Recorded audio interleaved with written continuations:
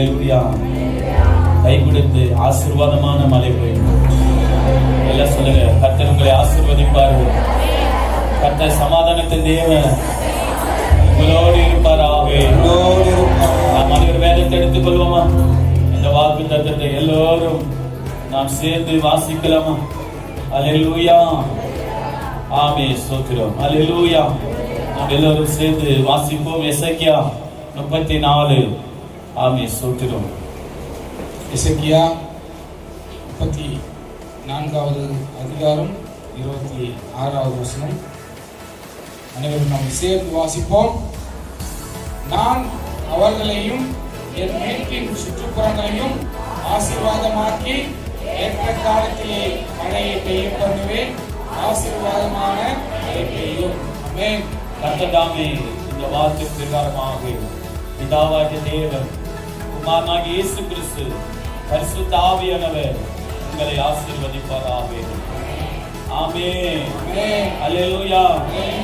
கர்த்தருடைய நாமத்தினாலே இந்த துவக்கம் ஆமென் ஸ்தோத்திரிக்கிறோம். எப்போதும் உங்களுக்கு ஆசீர்வாதத்தை கொடுக்கிறோம். ஆமென் ஸ்தோத்திரிக்கிறோம்.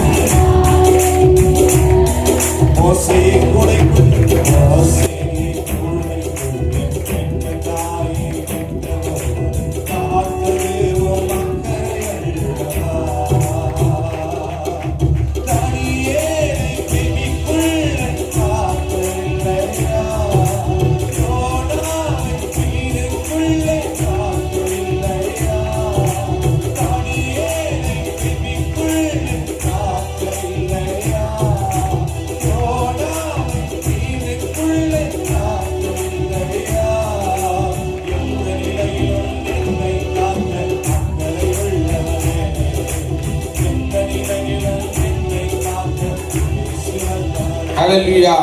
ஸ்தோத்திரம், கர்த்தருக்கு ஸ்தோத்திரம். இந்த பழைய வருட ஆராதனையில இந்த செய்தியாக வருஷம் ஒவ்வொருத்தருக்கும், நானும் ஒவ்வொரு வருஷமும் ஒரு வருஷம் தொடங்கிறதுக்கு முன்னாடி, சபைக்கு போறதுக்கு முன்னாடி, இந்த சபைக்கு வந்ததுல இருந்து ஒரு தீர்மானம் எடுப்பேன். ஏதாவது ஒண்ணு விட்டுனா ஏதாவது ஒண்ணு பிடிச்சிக்கணும். அதுதான் தீர்மானம். ஆண்டவரே, எனக்குள்ள இருக்கிற ஏதாவது ஒன்றை விட்டுணும் அப்படின்னு சொல்லி அது குறித்து தான் நம்ம ஒரு 2 காரியங்களை தான் பார்க்க போறோம். ரொம்ப சிம்பிள் தான், எல்லாருக்குமே தெரிந்து விட. ஏதாவது ஒன்று நம்ம கைவிட வேண்டும், ஒன்றை நம்ம என்ன பண்ணா கடைபிடிக்க வேண்டும். ஒன்றை கைவிடணும், ஒன்றை கடைபிடிக்க வேண்டும். இயேசு கிறிஸ்து நம்மளை ஆசீர்வதிக்க போகிறார். ஆமென், ஹல்லேலூயா. இப்போ நாம இருக்கிற இந்த ஹல்லேலூயா. முதலாவது ஆராதனை, ஆமென், கடைசி ஆராதனை இந்த வருஷத்துல. எப்பவுமே இந்த கடைசி நாட்களில ஆமென் ஆராதனையோடு கர்த்தருடைய வார்த்தையோடு நாம் முடிப்போம். ஹல்லேலூயா. அவர் வார்த்தை இல்லாமல் ஒன்றுமே நடக்காதுங்க. எந்த தேவ பிள்ளைகள் அவருடைய வார்த்தைக்கு முக்கியத்துவம் கொடுக்கிறார்களோ, அவரை துதிக்க ஆரம்பிக்கிறார்களோ, நிச்சயமாகவே அவங்களுக்கு அற்புதம் நடக்கும், அவங்களுக்கு அதிசயம் நடக்கும். ஆமென். கர்த்தர் உங்களுக்கு எப்போதும் சமாதானத்தின் தேவன், அவர் உங்களோடு இருப்பாராக.